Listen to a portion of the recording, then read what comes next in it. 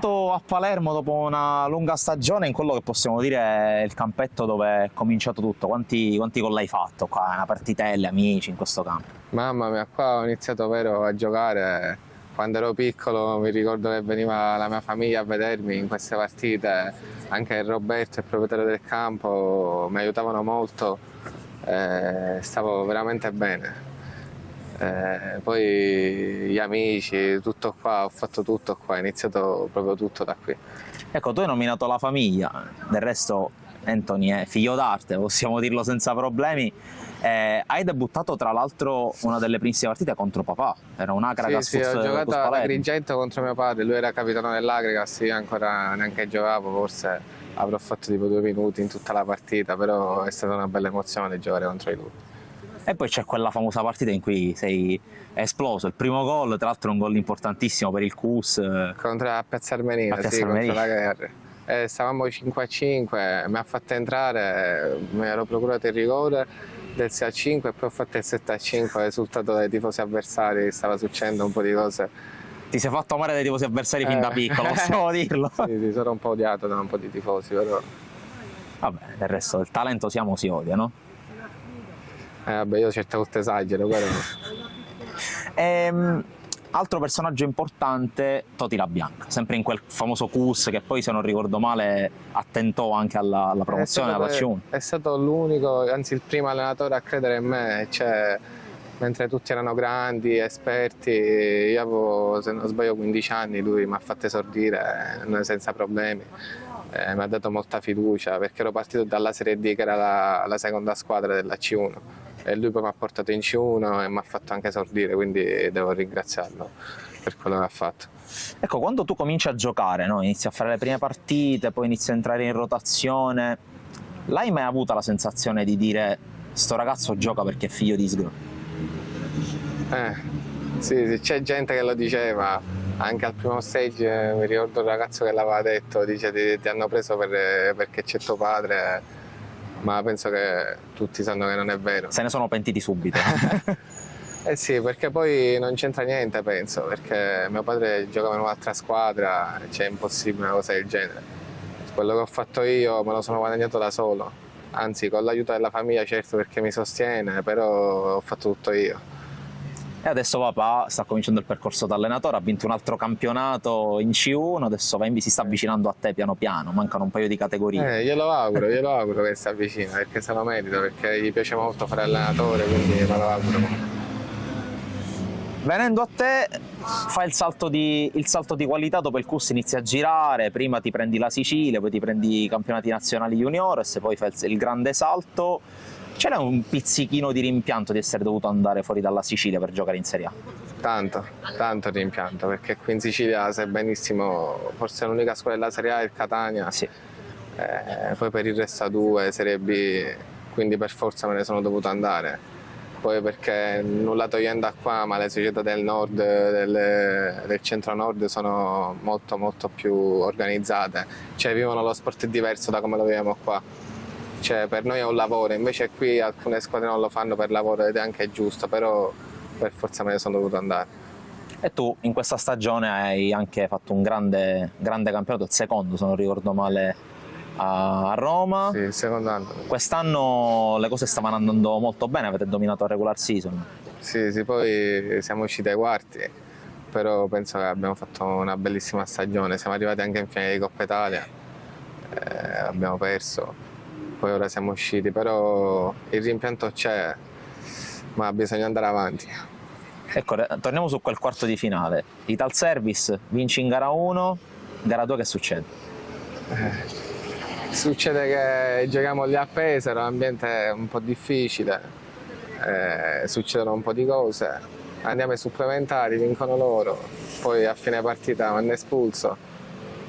Però vabbè, non parliamo di questo argomento. Abbiamo già parlato abbondantemente di questo. Poi Pesaro eliminata a Catania e penso che lì un po' di soddisfazione, una siciliana che ti dà un po' la rivincita, no? Sì, poi anche chi ci gioca, c'è Musumeci, il Parrino. Podda, sono tanti amici miei, anche il presidente, tutti li stimo molto per quello che stanno facendo in Sicilia. Ecco, a proposito di Carmelo, no? Ormai da quando tu sei sbarcato in nazionale, poi ne parliamo di nazionale, il vostro rapporto è esploso definitivamente anche a livello nazionale, vi conoscono come il padrino e il figlioccio ormai nel clan azzurro. Come nasce questo rapporto e cosa pensi di Carmelo uomo e di Carmelo giocatore?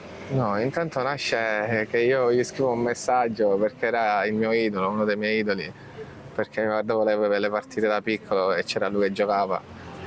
Mi piaceva molto come giocava, poi in Sicilia si parlava solo di lui. Quindi poi fare il salto successivo, passare in nazionale maggiore, perché l'ho conosciuto lì in nazionale maggiore, è stato un onore. E poi abbiamo iniziato, tutto è venuto spontaneo.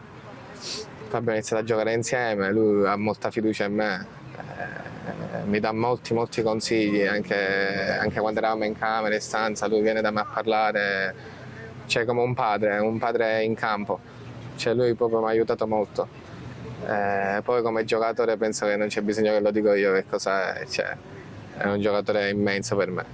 Cioè, può fare tutto, non si descrive.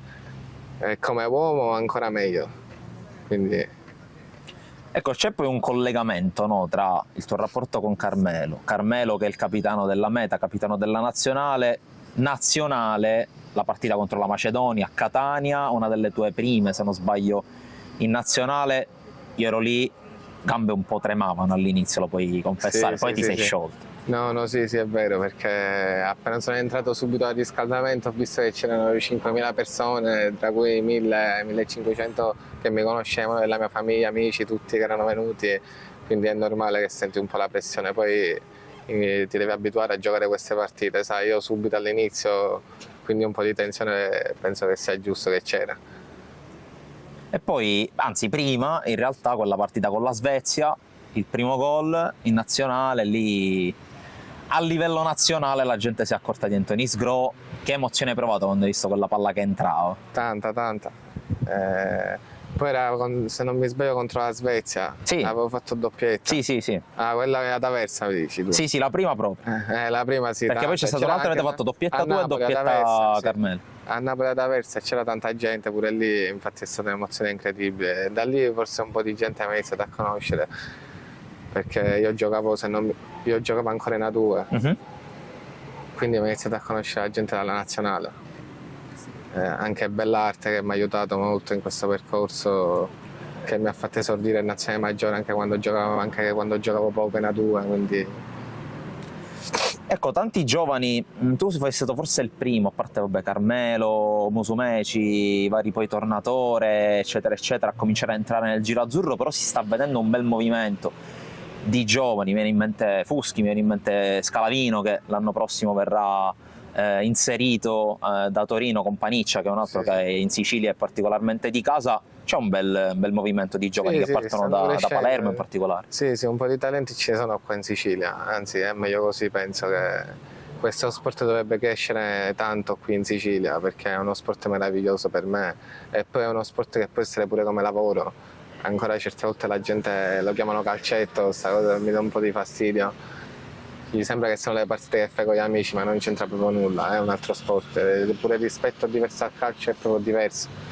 Quindi anche che questa gente viene a calcio a 5.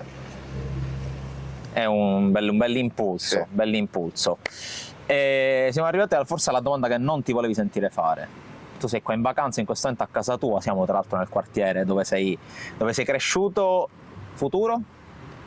Futuro, io ancora ho altri 2 anni di contratto con l'Olympus. Vedremo. Magari dici prima mi tolgo la soddisfazione, lo scudettino che ci hanno tolto quest'anno e poi chissà. Vedremo ancora non si sa. Per adesso sono bene in vacanza e mi godo la mia famiglia, i miei amici e poi per il resto si vede.